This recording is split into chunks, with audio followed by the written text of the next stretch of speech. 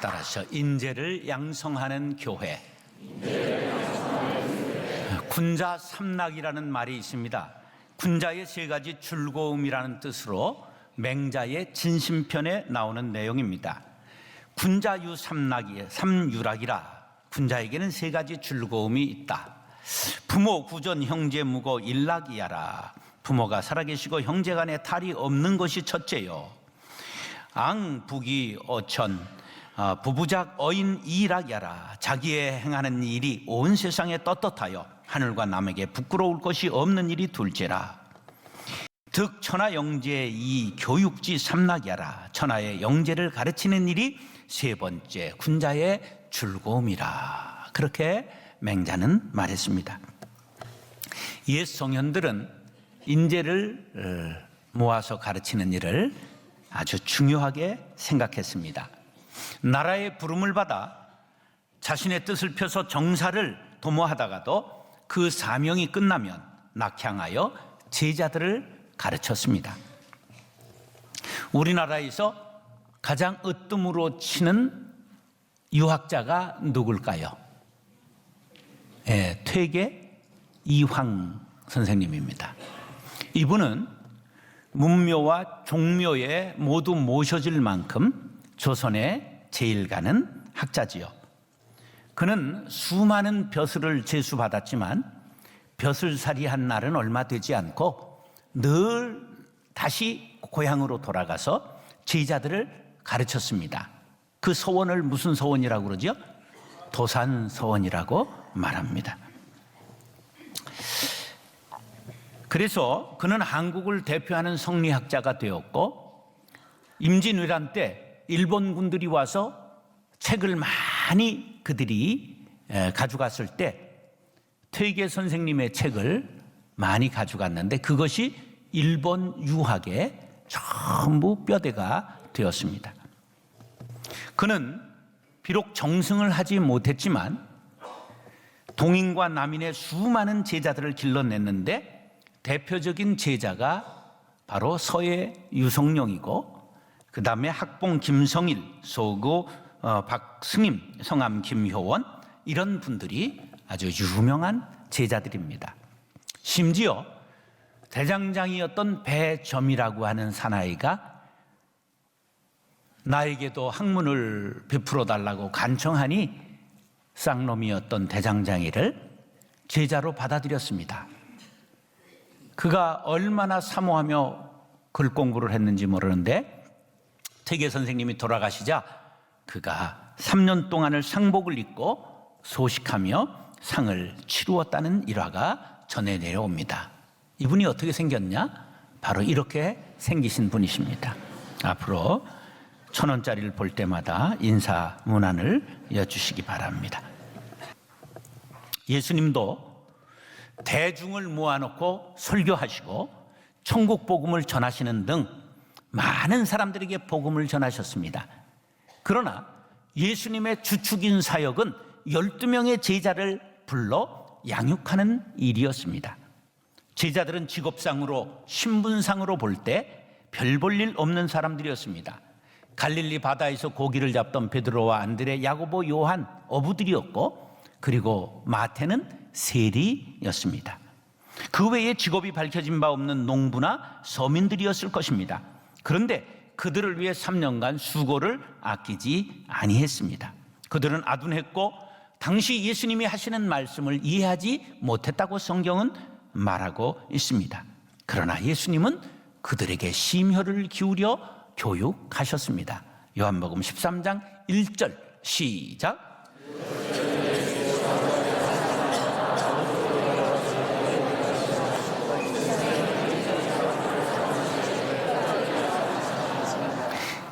자, 어떻게 사랑하셨다고요?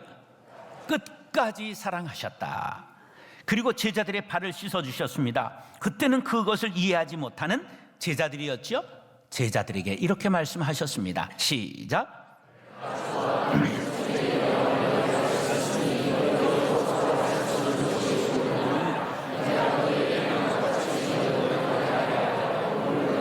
예수님은 실물 교육, 시범교육, 산교육으로 제자들을 가르치셨습니다. 그들이 그 후에 성령을 받자 예수님처럼 살다가 예수님을 따라 순교했습니다. 결과적으로 예수님은 제자 양육에 성공하신 것입니다. 사랑하는 형제 자매 여러분, 거룩한 빛 광성교회는 제자를 양육하고 인재를 만드는 일에 성공하는 교회가 될 수 있기를 예수님의 이름으로 축원합니다. 다시 다음 세대를 양육하는 교회.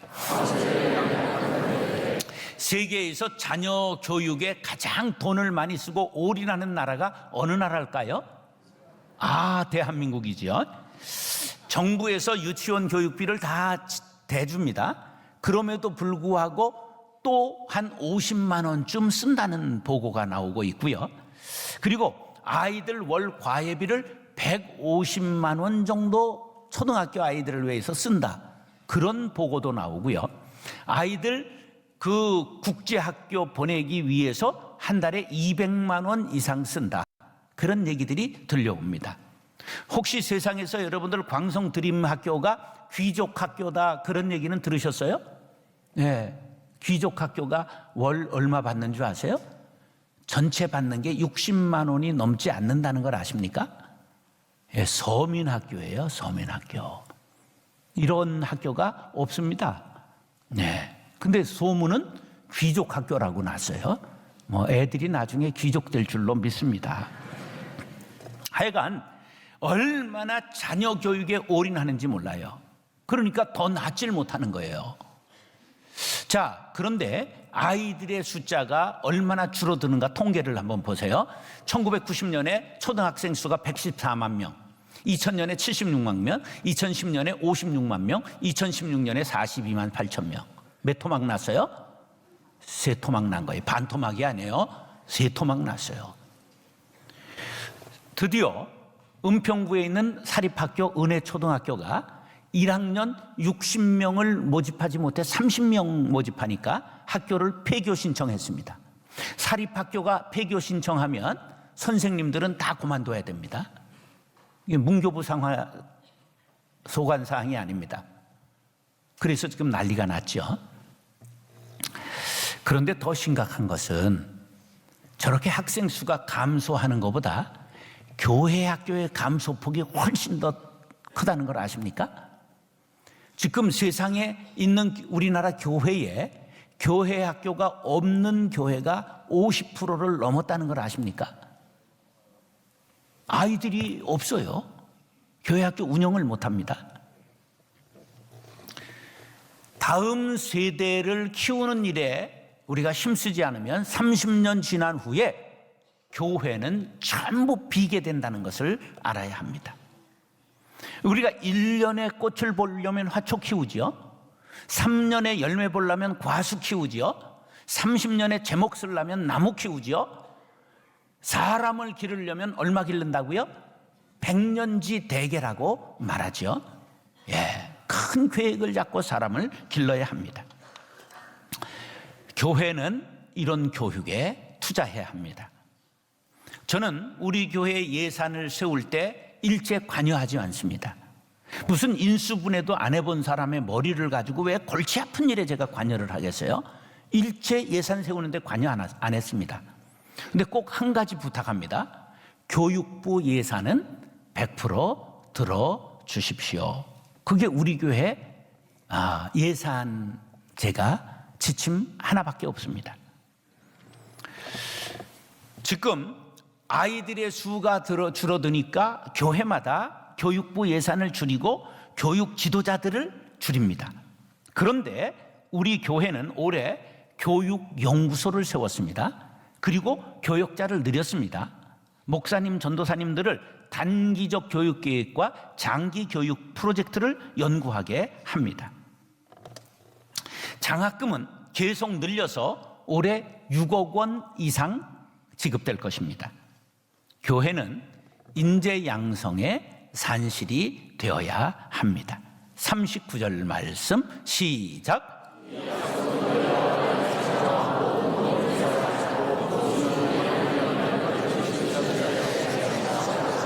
이 약속은 구원의 약속, 성령 세례를 주신다는 약속입니다. 그렇다면 구원은 어른만 받습니까? 아이들도 받을 수 있습니까? 성령 세례는 어른만 받을 수 있습니까? 아이들도 받을 수 있습니까? 예. 저는 영적 거장들을 살펴보면서 영적 거장들은 거의 90%가 10대 때 회심했습니다. 10대 때 예수 만나고 그의 비전을 세우고 그 길로 나아갔다 그런 말이에요. 저는 그런 면에서 아주 통탄을 금할 수가 없는데, 제가 뱃속부터 교회를 다녔음에도 불구하고 26에 예수 만났습니다. 제가 좋은 선생님을 일찍 만났더라면 10대에 만났고, 그리고 아마 영적으로 깊은 영성가가 될 수 있었지 않을까, 이런 생각을 하면서 굉장히 아쉽게 생각합니다. 그래서 아이들이 10대의 예수 뜨겁게 만날 수 있도록 교육해야 합니다. 우리 교회에서 지금 중고등학생 알파 훈련을 진행하고 있습니다. 이 아이들이 알파를 통하여 전부 성령의 충만함 받고 새로운 비전을 발견할 수 있게 되기를 간절히 바랍니다. 우리 교회에서 7살짜리 아이들 알파 훈련을 했는데, 얘들이 성령 수양회를 한다고 해서 내가 이게 뭐 될까? 그리고 참석했다가 깜짝 놀랐습니다. 아이들이 은혜를 받는 걸 봤어요. 아이들의 어머니들은 아이들이 훈련받는 동안 2시간 동안 뒤에서 기도하고 있어요. 아이들이 은혜 받기를 위하여. 그러니 하나님께서 그들에게 은혜를 주시지 않겠습니까? 얼마 전에는 유치부 아이들이 찬양 집회를 한다고 해서, 아니 뭐가 뛰니까 모두 뛴다고 이게 될 일인가? 그리고 참관해 봤는데 유치부 아이들이 찬양 집회에 은혜를 받더라고요. 할렐루야. 예. 이 교육이 너무 중요한 것입니다. 이 약속은 너희와 너희 자녀에게 하신 것이라는 말씀에 주목해야 됩니다. 자녀 교육을 위해서 영어, 수학, 음악, 무용, 미술, 체육, 과외 등 온갖 노력을 기울이면서도 신앙교육에 투자하지 않는다면 이것은 하나님의 뜻을 어기는 것이지요. 영양가 높은 고단백 식품이 썩으면 더 악취를 풍기는 법입니다. 마찬가지로 복음을 흘리지 않아 썩게 되면 아무도 고칠 수가 없습니다. 거룩한 빛 광성교회는 복음의 은혜와 감격만 자신을 누리는 집단이 아니라 자녀에게, 다음 세대에게 전하는 교회가 되어야 할 줄로 믿습니다. 젊은이들이 모여 예배하고 찬양하고 토론하고 비전을 펼칠 수 있도록 자리를 깔아주는 교회가 되어야 합니다. 물질을 투자하고 필요에 응답해야 됩니다. 비신자들이 우리 교회 교육에 자녀들을 맡기는 것을 영광으로 생각할 수 있도록 교육해야 합니다. 자녀들을 환대하고 다음 세대를 무대 중앙에 세우는 교회가 되어야 할 것입니다. 요엘서 1장 3절 시작.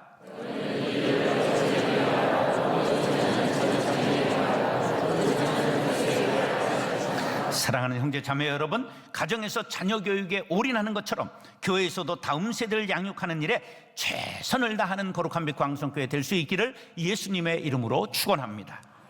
따라서 세상의 리더를 길러내는 교회. 한국에 천주교가 개신교에 정확하게 100년 앞에 들어왔습니다. 그런데 그들이 공격적으로 복음 전하다가 2만 명이 순교당했습니다. 그런 토대 위에 100년 후에 개신교가 들어왔기 때문에 우리는 굉장히 조심스럽게 접근했습니다. 그래서 우리가 충돌하지 않고 기독교가 민중의 가슴속에 심겨지기 시작한 것입니다. 1880년대는 조선의 운명이 풍전등화의 위기를 겪고 있을 때였습니다.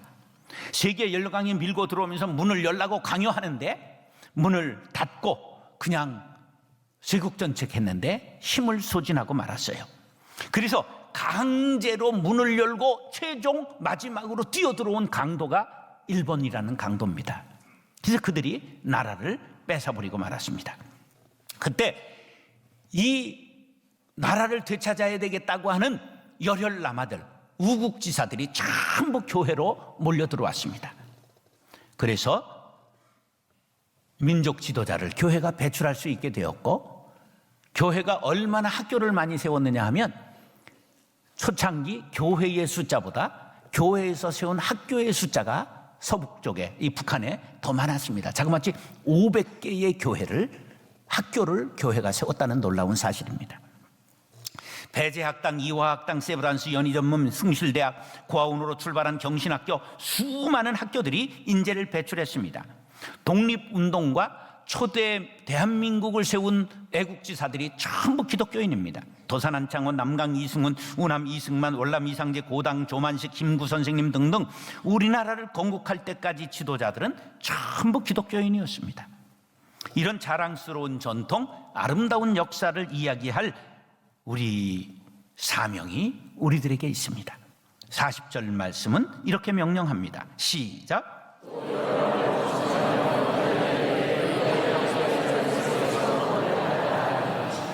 패역한 세대에서 구원을 받으라. 이 말씀은 패역한 세상에서 구원을 받아라, 그런 말씀으로 해석할 수 있지요.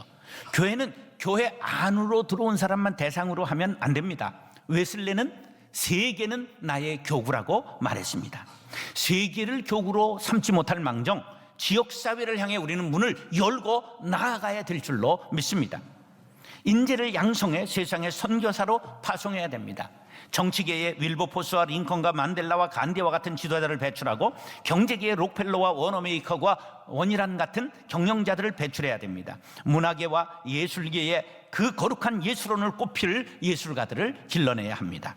군에는 위대한 장군이 나오고 의료계에는 슈바이처와 장기려가 나와야 합니다. 세상을 복음화하고 도시를 성시화하기 위해 각계 방면에 인재를 길러야 합니다. 교육계에는 페스탈로치와 설리반을 배출해야 됩니다. 한국 초대교회는 이 사명을 너무 잘 감당했습니다.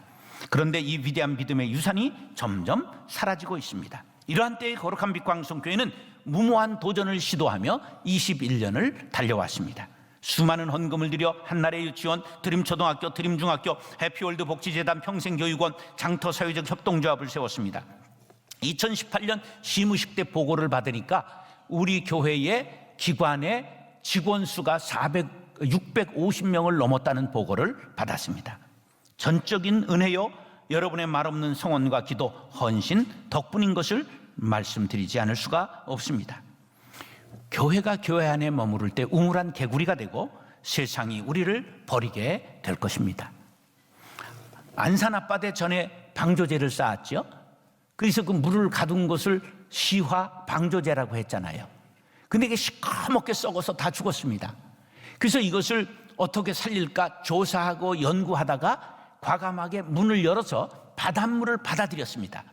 그랬더니 정화되기 시작해서 시화호에 생명이 다시 찾아오기 시작했습니다. 마찬가지입니다. 교회가 세상을 향해 문을 활짝 열 때 교회가 살아나게 된다는 사실을 믿으시기 바랍니다. 교회의 성공적 운영이 닫혀있는 많은 교회들에게 우리 교회가 성공하면 거룩한 영향력을 미치게 될 줄로 믿습니다. 이렇게 하면 된다, 이렇게 하면 산다, 하나님께 영광을 돌린다, 증거가 되는 교회가 될 수 있기를 간절히 바랍니다. 하나님의 말씀이 능력이 있는 것을 믿으십니까? 그러면 세상을 향해 복음을 들고 나아가 변화시키는 소금이 되어야 합니다. 3%의 소금이 바다를 썩지 않게 만든다는 사실을 아시지요? 우리 교회가 비록 세상을 향해서 적은 무리에 불과하지만 우리가 소금이 되어 세상으로 나아가면 세상을 정화시킬 수 있게 될 줄로 믿습니다. 히브리서 4장 12절 말씀 시작.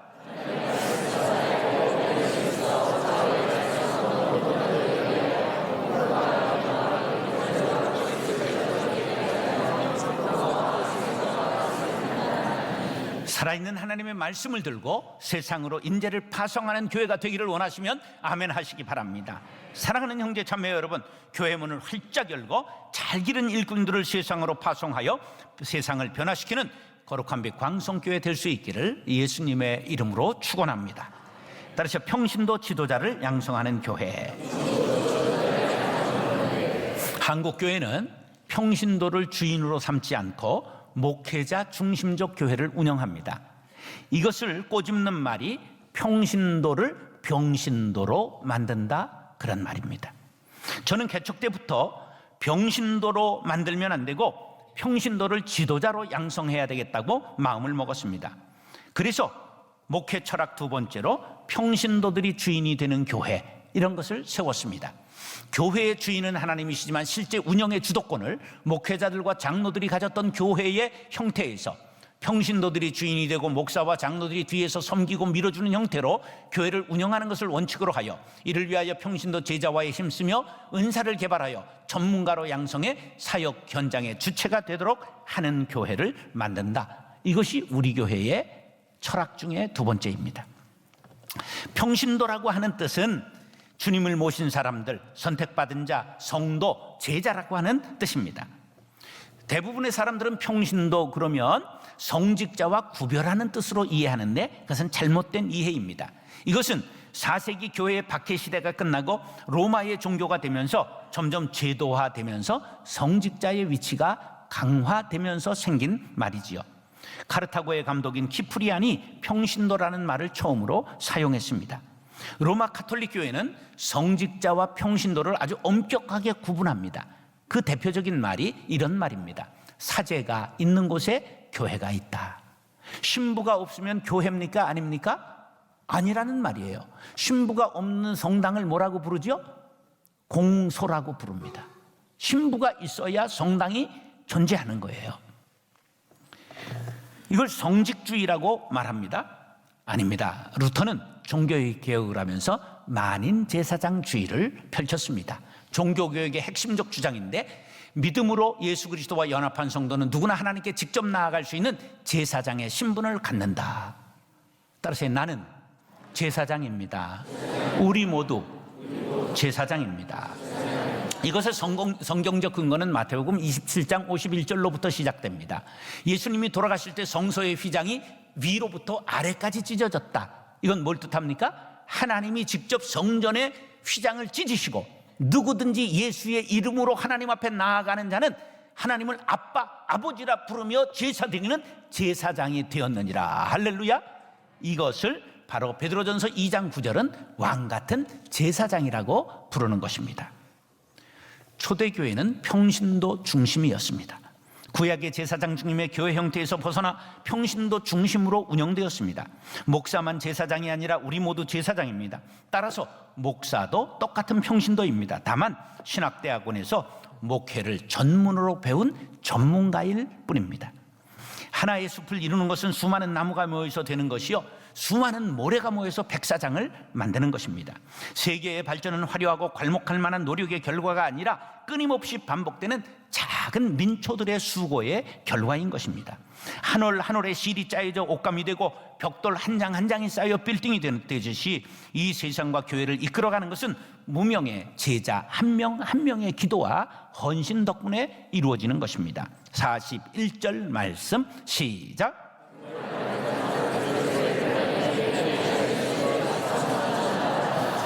우리는 제자하면 12명의 제자만 생각하지만 아닙니다. 성경은 예수 믿는 모든 무리를 제자라고 말씀하고 있습니다. 제자가 평신도요, 평신도들이 주체적으로 교회를 운영했던 것입니다. 우리 교회는 평신도를 제자화하고 지도자로 삼는 일을 열심히 해왔습니다. 평신도들의 은사를 발견하고 키워서 교회 운영에 동참케 하고 성경교사, 찬양지도자, 경영관리자, 기도의 은사자로 일꾼을 세웠습니다. 시키는 일만 하는 수동적 자세가 아니라 적극적이고 능동적이고 개방적이고 창조적인 지도자가 되도록 세웠습니다. 대표적인 예를 들면 중보기도학교를 여집사님 두 분에게 맡겨서 18년간 운영해 왔습니다. 두 분이 나이가 드시니까 권사님 되셨고 그분의 한 분은 중보기도 장로님이 되셨습니다. 우리 교회가 중보기도 활동을 가장 활발하게 하고 있는 교회 중에 하나라고 자부합니다. 한 번도 이 일에 목사들이 개입한 적이 없습니다. 저는 이것이 하나님이 원하시는 교회의 모습이라고 확신합니다. 우리가 꿈꾸는 교회는 평신도가 지도자가 되어 교회를 사랑하고 책임지고 이끌어 나가는 교회입니다. 계시록 5장 10절 말씀 시작.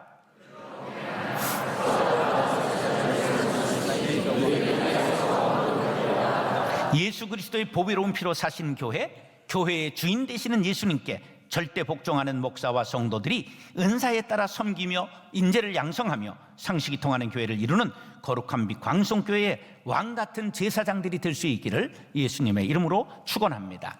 사랑하는 형제 자매 여러분, 한번 외쳐보겠습니다. 내가 교회의 주인입니다. 내가 교회의 지도자입니다. 우리 모두가 주인의식을 가지고 지도자답게 앞장서서 교회를 이끌어 나가는 성도님들 될 수 있기를 예수님의 이름으로 축원합니다.